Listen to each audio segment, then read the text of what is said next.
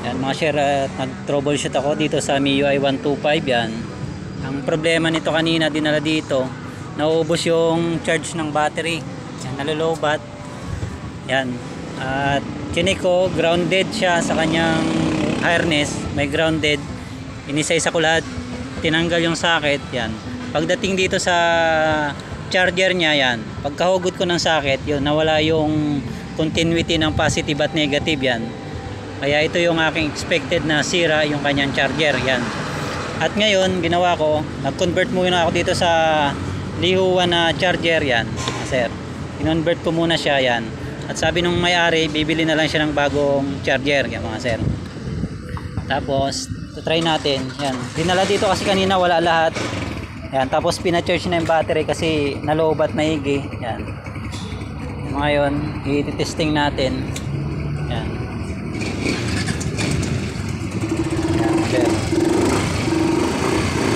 Okay siya.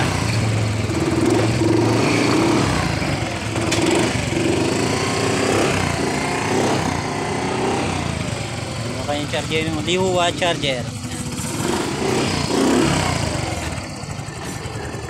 Check natin yung kanyang reading ng battery. Check natin yung kanyang reading. Maganda yung output ng ating Lihuwa. Convert natin. Yan. Yun o. 14.0, 14.3 yan. Sir. Yung kanyang output ng ating Lihuwa charger. Naka-minor lang siya. Yan. Yan. Bali 5 wires. Yan. Tap natin yung pink at saka yellow sa same na white, sa dalawang white.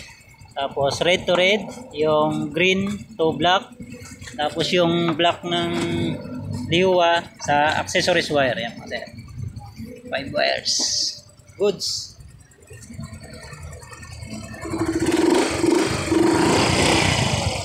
Yan. Tapos meron siyang check engine kanina na nabasa ko, may check engine. Yung kanyang code ay 42, yung kanyang speed sensor. Yan mo. Kasi nakabaklas na yung kanyang speed sensor kasi bali hindi nawawala yung kanyang check engine dahil dun sa speed sensor niya. Yan. Kasi tinanggal na kasi nag-convert siya mga sir.